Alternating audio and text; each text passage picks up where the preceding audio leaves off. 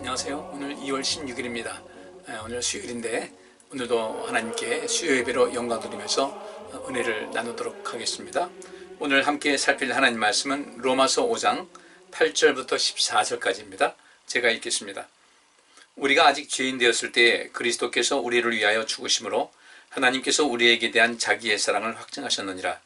그러면 이제 우리가 그 피를 인하여 의롭다 하심을 얻었은즉 더욱 그로 말미암아 진노하심에서 구원을 얻을 것이니 곧 우리가 원수 되었을 때에 그 아들의 죽으심으로 말미암아 하나님으로 더불어 화목되었은즉 화목된 자로서는 더욱 그의 살으심을 인하여 구원을 얻을 것이니라. 이뿐 아니라 이제 우리로 화목을 얻게 하신 우리 주 예수 그리스도로 말미암아 하나님 안에서 또한 즐거워하느니라. 이러므로 한 사람으로 말미암아 죄가 세상에 들어오고 죄로 말미암아 사망이 왔나니 이와 같이 모든 사람이 죄를 지었으므로 사망이 모든 사람에게 이르렀느니라. 죄가 율법 있기 전에도 세상에 있었으나 율법이 없을 때에는 죄를 죄로 여기지 아니하느니라. 그러나 아담으로부터 모세까지 아담의 범죄와 같은 죄를 짓지 아니한 자들 위에도 사망이 왕노릇하였나니 아담은 오실 자의 표상이라. 아멘. 우리가 이 죄에 대해서 좀 관심을 많이 가져야 될 것이요. 그 죄가 우리를 죽게 만들죠. 그 죄의 삭은 사망이라고 하신 그 말씀대로. 그러면 이 죄가 도대체 이 죄의 삭이 사망인가? 근데 이 세상은 그렇지 않잖아요. 이 세상에서 죄인들, 그러니까 현재 실정법을 어겨서 그것이 어떤 형법에 적용된 이런 사람들이 이제 붙잡혀서 또 조사를 받고 또 검찰에 이제 기소가 되고 또 법원에서 판결받아가지고 이제 때로는 뭐 여러 가지 뭐 벌금, 작게는 뭐 벌금형으로부터 시작해서 또 사형에 이르는 그 많은 그 죄의 대가를 치르게 됩니다. 그런 개념으로 볼 때는 우리가 이제 이 세상에 살면서 그 죄에 대한 것을 우리가 경험을 하지 않습니까? 뭐 누가 죄인이다, 죄를 범한 사람이 형무소가 한다, 뭐 이런 것 가지고 우리가 죄에 대한 경험을 한단 말이죠. 직간접적으로 그 이제 경험을 하게 되는데 그러다 보니까 이 사형에 우리나라가 지금 사형제도가 있긴 하지만은 실상 뭐 이게 그냥 무의미한 그런 거죠. 그냥 뭐 법으로는 명시화되어 있지만은 사형을 집행한 지가 꽤 오래됐기 때문에 실질적으로는 사형제도가 이제 폐지된 것 같은 그런 상황인데 어쨌든 이 작게는 뭐 어떤 그 벌금형으로부터 시작해서 빨간 줄 간다고 보통 이게 전과가 기록되는 것은 벌금형으로부터 시작해서 사형에 이르게 되는 그 모든 과정에서 볼 때 그런 상태에 있다 본다면은 지금 그렇게 형무소에 가 있는 사람들이라든지 또 어떤 자유롭게 살고 있지만은 뭐 집행유예를 선고받아서 좀 조심스럽게 살아가는 사람이든지 어쨌든 형무소에 가 있는 사람보다 자유롭게 사는 사람들이 훨씬 더 많다는 거죠. 그러다 보니까 우리 하나님 있는 백성들이 또한 이 죄에 대한 개념도 좀 희박해지는 거예요. 그거는 그 영향이 분명히 있다는 것은 분명한 겁니다. 그런데 우리가 살고 있는 이 세상에서는 그 죄에 대한 개념이 성경에서 말하고 있는 그런 개념과 많은 차이가 있어요. 성경에는 뭐라고 했냐면 의인은 없나니 하나도 없다. 의인은 없나니 하나도 없다라는 것은 모두가 다 죄인이라는 것이죠. 또 성경에도 모두가 다 죄인이라는 것을 말씀하고 있고 그래서 모든 사람이 죄로 인해서 죽음에 처할 수밖에 없었다. 근데 그런 가운데 있는 사람들을 예수 그리스도께서 또 그들을 구원하시기 위해서 이 땅에 오셨다. 이 모든 것이 이제 펼쳐지는 내용인데 우리는 이 세상에 대한 어떤 그 법 감정, 법 개념도 알고 있어야 되겠지만은 특별히 이 세상의 어떤 법 개념, 법 감정은 성경에 나와 있는 모든 율법에 나와 있는 것보다 현저하게 약해요. 그렇기 때문에 이 세상의 온갖 모순과 또 이 부조리한 것이 만연하면서도 사람들이 다 아무 일 없는 것 같이 살아가게 되는 겁니다. 실정법에서는 그것을 뭐라고 할 수가 없으니까 도덕적으로 비난받는 그런 일은 많다 할지라도 그것을 뭐 죄로 정해서 실제로 어떻게 그에게 제재를 가하는 이런 일은 굉장히 이제 일부에 속하기 때문에 그런데 성경에서는 이 죄의 싹슨 사망이라고 하면서 상당히 아주 강하게 이야기를 하고 있단 말이죠. 그러면 이 성경에서 말하고 있는 그런 죄는 과연 무엇일까를 봤을 때 뭐 다양합니다. 다양해요. 마음으로 짓는 죄도 죄의 개념에 들어가고 좀 더 하나님에 있는 백성들이 이 죄에 대해서는 좀 더 철저하고도 명확하고도 고차원적인 그런 관점에서 죄를 대해야 된다. 이렇게 죄에 대한 인식이 그래야 되는데 실제로 우리가 사는 세상이 그렇지 않다 보니까 우리 이 죄에 대한 개념이 좀 상당히 희박하다. 이렇게 이제 우리가 볼 수가 있는 거죠. 그렇다면 이제 우리가 하나님 믿는 백성으로서 우리가 더욱더 온전한 사람을 이루기 위해서는 세상적인 어떤 법 개념, 법 감정도 우리가 무시할 수도 없고 또 그것에 익숙해야 되죠. 그래야 또 이 세상 사람들에게 이 복음을 전파하고 할 수 있는 것이니까 다짜고짜 이 세상에선 자기가 적어도 형무소에 가지 않고 어떤 집행유예도 받지 않고 이렇게 어떤 형사상의 어떤 제재를 그 제재를 받지 않는 사람들은 누구나 그게 자기가 죄인이라는 사실은 인식하지 않고 있는데 느닷없이 우리 가가지고 당신들은 죄인이다 뭐 이렇게 하게 되면 또 부작용이 나잖아요. 그러니까 이 세상에서 말하고 있는 그 죄에 대한 개념도 우리가 잘 알고 있어야 돼요. 그래야 우리가 이 복음을 온전하게 전할 수가 있으니까 거기에 우리 하나님 믿는 백성들은 우리 자신이 스스로 설정할 때 이 죄에 대한 것은 성경에서 말하고 있는 그 기준을 또 갖고 있어야 된다는 얘기죠. 성경에서 말씀하고 있는 그 죄에 대한 개념을 갖고 있으면서도 역시 이 세상 사람들을 또 구원하고 그들에게 생명 주기 위해선 또 우리가 눈높이를 할 필요가 있다. 예수님께서 그래서 이 땅에 오신 겁니다. 예수님께서 하나님의 그 완전하심을 갖고서 이 땅에 오셔서 모든 죄인을 살핀다. 모두 다 죄인인 것이죠. 그런데 예수님께서 뭐라고 하셨어요? 나는 죄인을 불러서 그들을 새롭게 해서 하나님 나라 백성으로 인도하고 그들에게 생명을 주기 위함인 것이다. 그러니까 이 세상에 있는 모든 법 개념을 주님께서는 무시하지 않으셨어요. 그래서 그런 개념으로 그런 생각으로 이제 오늘 말씀을 좀 살피셔야 되고 그 다음에 이 성경에서 말하고 있는 죄에 대한 개념이 우리에게 확실하게 형성이 된다고 할 때 바로 거기서부터 우리가 그 성숙한 그리스도인으로서의 그 여정을 걸어갈 수가 있게 되는 거예요. 순례자의 길이라고 할 때는 내가 죄인임을 일단 고백을 해야 되는데 그럼 성경에서 말하고 있는 그 죄는 무엇인가? 우리는 어떤 면에서 죄인이라는 그것을 인식해야 될 것이고 또 하나님께 고백을 해야 될 것인가에 대해서 우리가 한번 말씀을 살펴보시자고요. 근데 세상 사람들은 이렇게 얘기하면 모를 거예요. 근데 우리는 알아야 돼요. 알아야 우리 자신도 하나님 앞에 온전한 사람이 될 수 있고 세상 사람들도 그들을 주께로 인도할 수 있게 되니까 자, 8절 말씀 보니까 우리가 아직 죄인 되었을 때 그리스도께서 우리를 위하여 죽으심으로 하나님께서 우리에게 대한 자기의 사랑을 확증하셨느니라. 이 죄라는 것이 또 우리가 중요한 것은 죄에 대한 개념을 이렇게 확실하게 해야 되는 이유는 내가 죄인이라는 사실을 인식하고 또 인정할 때 그리고 그 주님께로부터 죄 사함 받아서 우리가 죽음의 자리에서 생명의 자리로 옮겨갔다는 것을 우리가 인식하고 온전하게 인식할 때 그때 비로소 우리는 하나님의 은혜에 대해서 감사를 하게 되죠. 하나님은 어떤 분이시고 하나님께서는 우리에게 어떤 은혜를 베푸셨는가 어떻게 자비를 베푸셨는가 어떻게 우리를 구원하시는가에 대한 그것을 이제 제대로 인식하게 되다 보니까 그때 비로소 우리는 무엇을 할 수 있을 것인가 그때 비로소 하나님이 어떤 분인가를 알고 그분의 사랑이 무엇인지를 알고 그 사랑과 은혜와 자비와 긍휼을 받은 힘입은 우리 모두가 하나님 앞에 얼마만큼 감사하고 살아야 될지 왜 그분 앞에 충성을 다해야 되고 헌신하는 삶을 살아가야 될지 그분께서 행하셨던 그 생명사역을 왜 우리가 힘써야 되는지 그 답이 나오게 되기 때문에 그래요. 그런데 그런 것이 이 죄에 대한 개념이 희박하니까 내가 죄사함 받았다는 그런 개념도 희미한 거예요. 그러니까 내가 죄사함 받은 그 개념도 희미하다 보니까 하나님 앞에 내가 빚진 자라는 사실을 인식을 하지 못하죠.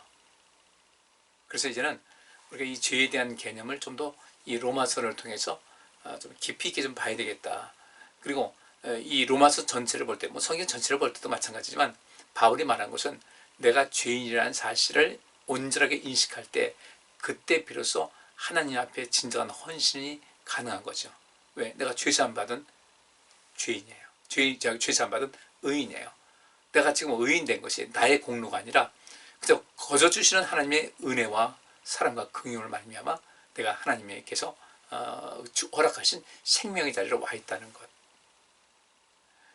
이것을 인식하는 것이 굉장히 중요한데 바울은 참 아이러니하게도 그가 모든 그 당시 바울이 그 예수님을 알기 전에 모든 그리스도인들에게 사실 공공의 적이었죠.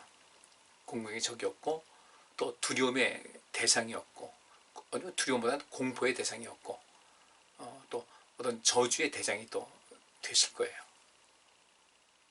그런데 그랬던 자신을 주님께서 부르시고 주님의 일꾼 삼으셨다는 그 자체에 대해서 그가 느꼈던 그 죄사함의 의미, 자기가 왜 자기 자신이 그 죄인 중에 괴수라고 했을까, 거기서 충분히 답이 나오는 것이거든요. 그러니까 그가 그렇게 정말로 악한 죄를 많이 저질렀음에도 불구하고 하나님께서 그를 용서해 주시고 사랑해 주시고 일꾼 삼으셨다는 것 자체에 대해서 그런 단 하루도 그 하나님의 은혜와 사랑을 잊을 수가 없었던 거죠. 그러니까 평생을 선한 싸움을 싸울 수 있었던 동기가, 그 동력이 거기서 나온 거예요. 달려갈 길을 다 달리게 된 것도 하나님의 은혜에 대한, 하나님의 용서에 대한, 하나님의 사랑에 대한 그 감동과 감격이 항상 차고 넘쳤기 때문에 달려갈 길을 다 마친 것이죠. 또 그런 분을 향해서 믿음을 갖지 않는다는 것은 말이 안 되죠. 그래서 믿음을 끝까지 지킨 거예요. 바꿔 말하면 바울은 자기 자신이 어떠한 죄인이었는가, 그리고 아무리 이 세상을 돌아봐도 자기가 지은 그 죄를 과연 용서받을 수 있을까? 용서받을 수가 없다는 거죠. 그것이 암만 자기가 이 율법에 대한 그 해석이 잘못되고 잘못 배워서 그렇다 하더라도 실질적인 것에는 분명히 문제가 있었잖아요. 이런 면에서 바울이 그 죄에 대해서 더 강력하게 이야기하는 것은 이게 당연한 겁니다. 그래서 오늘도 이 말씀을 보면서 이 말씀이 좀 난해해요. 난해한데 왜 난해한가? 아직 우리가 경험하지 못했기 때문에 난해해요. 뭐 예를 들어서 미국이라는 나라 갔다 왔다, 뭐 예를 들어서 아프리카에 갔다 왔다, 아프리카가 보면요 뭐 이렇습니다, 뭐 이렇습니다. 막 이러면 머릿속만 그리는 거죠. 아, 그런가 보다. 근데 우리가 살고 있는 이 환경과는 전혀 차원이 다르다 보니까 정말 그럴까? 그래서 이제 백문이 불여일견이다. 100가지 질문이 또 그렇게 뭐 글로서 하는 것이 한 번 보는 것만 못하다는 그 이야기가 거기 나오는 거예요.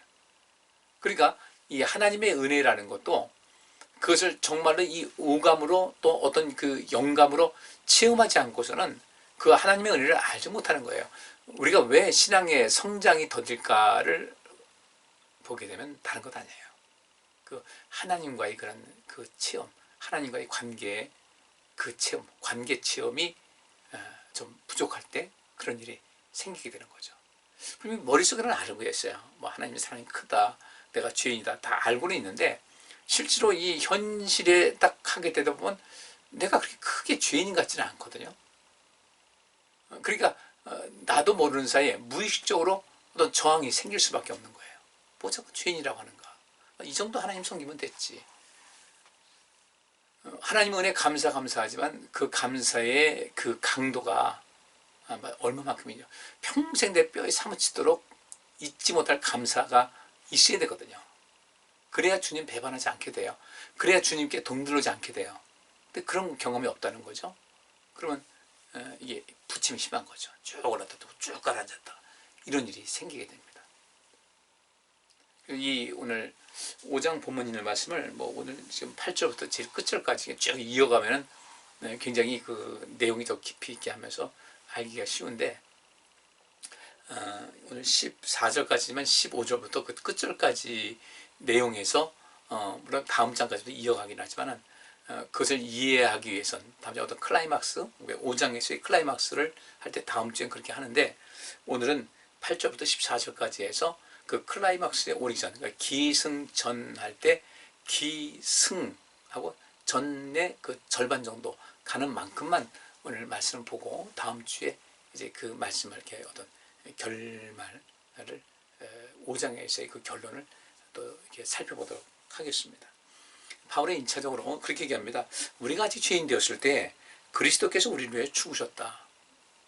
참 이게 참 이해가 안 돼요. 이게 이해가 되지 않는 얘기예요. 하나님의 아들이신 예수님께서 우리를 위해서 죽으셨다. 그래서 제가 지난 주일도 말씀드렸지만 우리가 죄에 대한 개념을 보다도 확실하게 하기 위해서는 그 율법에 대해서 좀 더 깊은 연구가 필요해요. 율법에서 뭐라고 하고 있는가, 굉장히 중요해요. 율법의 창세기 보면 창세에 대해서 이야기하고 뭐 이런 이야기가 나와 있는데 그 율법에서 과연 우리에게 주고자 하는 내용이 무엇입니까? 도대체 이 아브라함이라는 사람이 나왔는데 그 아브라함과 그 율법이 무슨 상관입니까? 이삭과 율법은 무슨 상관입니까? 또 야곱과 또 이 율법은 과연 무엇일까? 지난주에도 요셉을 봤는데 요셉과 율법 관계는 무엇일까? 굉장히 깊은 거예요. 그러니까 우리가 창세기는 창세기대로 이해를 하고, 출애굽기는 이스라엘 백성들이 애굽에서 나왔다는 얘기 그 이해하고, 또 레위기는 이스라엘 백성들 제사드리는 그런 모든 것에 대해서 이야기하고 있고, 민수기는 이스라엘 백성들 광야에서 행했던 온갖 그 실패한 역사를 기록하고 있고, 신명기는 모든 그 과거 이스라엘 백성들이 애굽에서 나온 땅부터 가나안 땅에 들어가기 전에 요단강에서 이 모세가 마지막 고별 설교하는 그런 내용이다. 이렇게 단편적으로 알게 되면요, 이것이 왜 율법인지를 몰라요. 율법의 가장 큰 가르침은 하나님 사랑과 이웃 사랑이라고 했잖아요. 그러니까 우리는 이 모세오경, 창세기부터 신명기까지 하면서 그 속에서 하나님 사랑이 어떤 것인지 알아야 되고, 이웃 사랑은 어떻게 실천해야 된다는 것을 사실 이 율법을 통해서 알 수 있어야 되거든요. 그러면 이 하나님의 사랑은 무엇인가? 오늘 여기 1절에 나온 그대로예요. 우리가 아직 죄인 되었을 때 그리스도께서 우리를 위하여 죽으심으로 하나님께서 우리에게 된 자기의 사랑을 확증하셨느니라. 그러니까 이 모세오경, 이 율법을 통해서 하나님의 사랑이 곳곳에 나와 있거든요. 근데 단지 우리는 그것을 발견하지 못해서 그런 거죠. 또 이웃사랑은 이렇게 된다는 것이 율법의 자작에 나와 있거든요. 그걸 우리가 단편적으로 보기 때문에 이거 이해를 하지 못하는 거예요.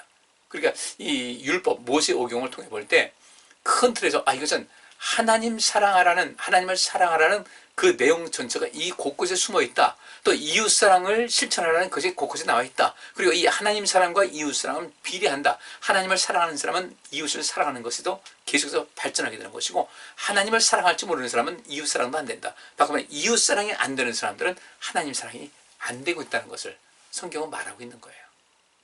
그것을 우리가 하나씩 둘씩 이제 파헤쳐야 되는데, 근데 이제까지 우리 한국교회의 모든 그 문화적인 특성상 우리 성도님들 저에게만 설교 듣는 거 아니잖아요. 또 많이 듣잖아요, 여러분들. CTS 등에서 보고 하는데, 그것을 통해서 보면서 이제 좀 약간 혼란스러울 거라고요.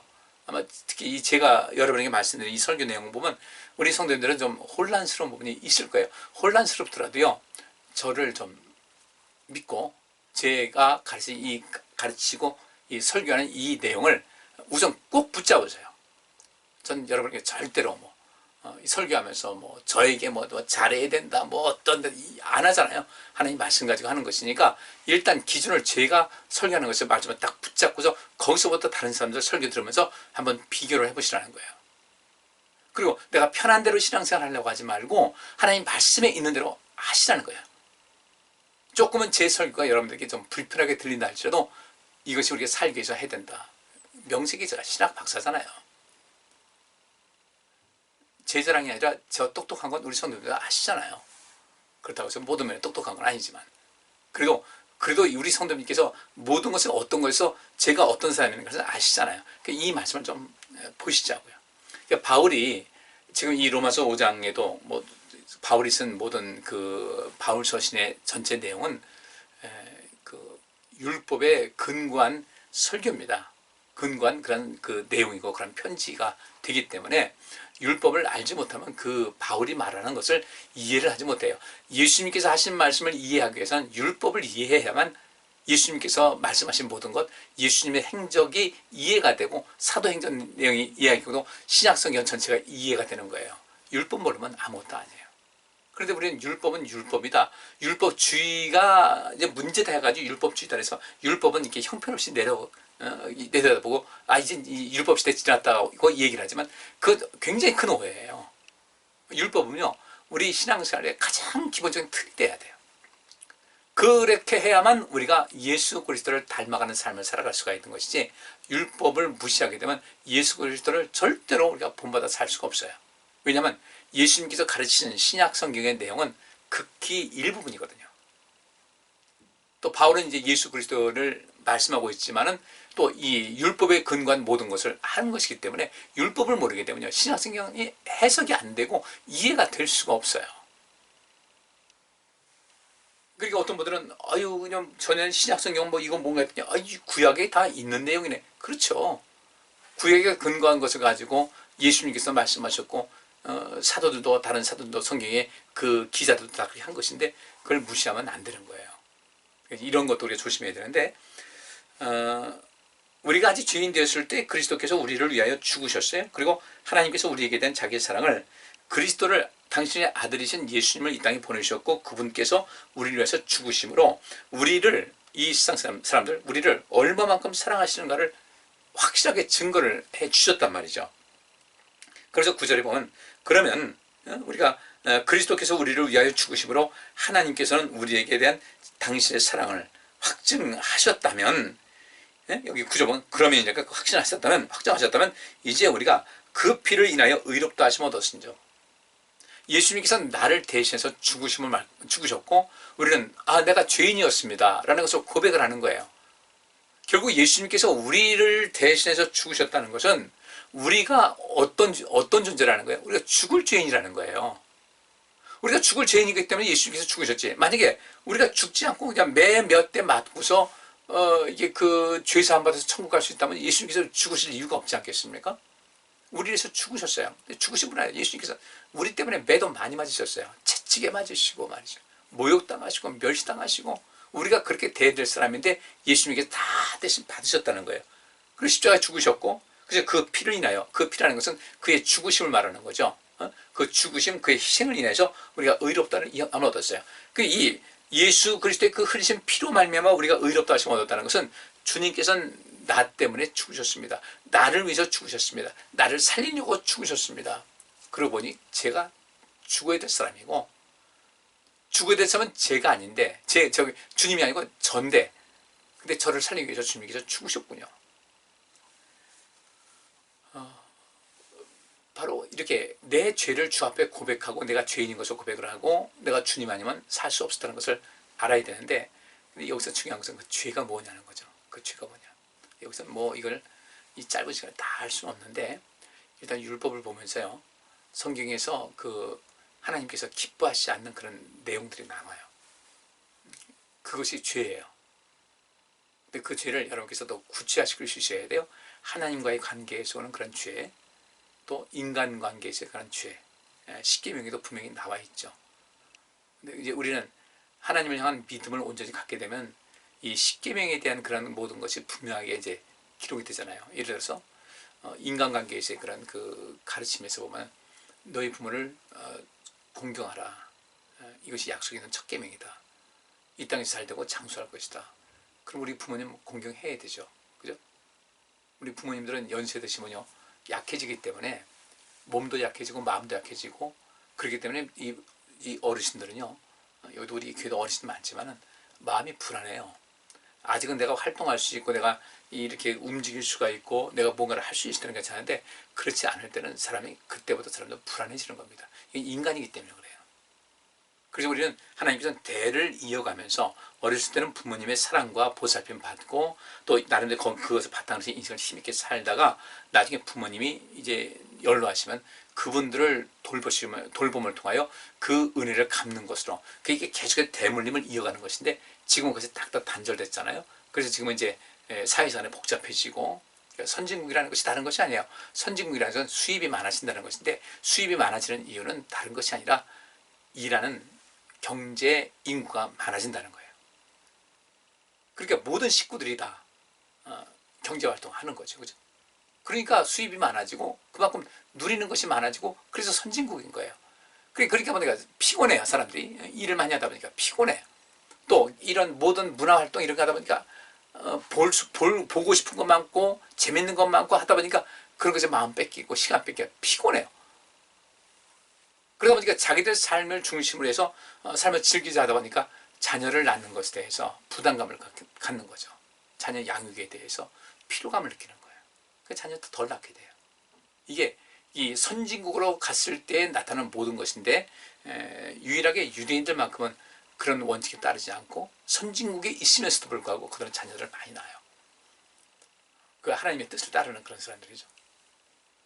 이런 모든 그 패턴 속에서 우리는 어떻게 그 앞으로의 삶을 살아갈 수 있을 것인가? 그러니까 부모님을 공경해야 되는데 내가 살기 바쁘고 내 자식들을 돌보는 거 바쁘다 보니까 부모님은 이제는 그 멀리 가거든요. 옛날에는 대가족 제도에서 그 부모님께서 그 집에 돌아가실 때 집에서 돌아가시고 품에서 돌아가셔서 그랬는데 요즘은 집에서 돌아가신 분들은 거의 없잖아요. 대개 병원에서 돌아가시죠. 그렇죠? 요양을 갔다가 병원소 돌아가시고 뭐 대부분 이렇게 이런 과정을 거치게 되는데, 그런데 그렇게 그 부모님들이 연로하셔가지고 이제 그 힘들어하시는데 자녀들이 잘 돌보지 않는다. 그 성경에서 죄라고 그러는 거예요. 어떤 죄? 그것도 역시 마찬가지 죽을 죄라는 거죠. 그 외에 많은 것이 있어요. 이런 그 죄를 우리가 내가 죄인입니다라고 고백하잖아요. 그러면 죄인입니다라고 고백했으면 그 다음에는 어떻게 해야 돼요? 이제 그 삶의 방향 전환이 필요하지 않습니까? 방향 전환이 필요한데 방향 전환이 안 되는 거예요. 그리고 우리는 방향 전환하지 않으면서도 여전히 우리는 아무렇지 않고 살아요. 그냥 입으로는 주님 여기 죄인입니다. 나의 죄를 용서해 주옵소서. 그 내 죄가 뭐냐? 구체적으로 이야기를 하지 못해요. 구체적으로 이러이러한 것이 내가 잘못했음을 고백합니다라고 해야 되는데, 그것이 이제 그냥 보통 그 스킵이라고 하죠. 스쳐 지나가 버려요. 패스가 되어버리는 거예요. 그게 죄가 여전히 우리 안에 있게 되고, 그 죄에서 또 이렇게 돌이키지도 않게 되고, 그러면서 우리는 또 죄인이라는 개념도 없고, 그러다 보니까 내가 죄인이라는 그런 개념이 없다 보니까 남들 볼 때는 아주 그것이 딱 눈에 띄는 거죠. 저 사람 저러면 안 되는데, 근데 자기도 역시 마찬가지인데 그걸 모르는 거예요. 이것을 우리가 보통 내로남불이다 라고 하는 얘기죠. 이 세상에서 내로남불 그 성향을 보이지 않는 사람들은 하나도 없어요.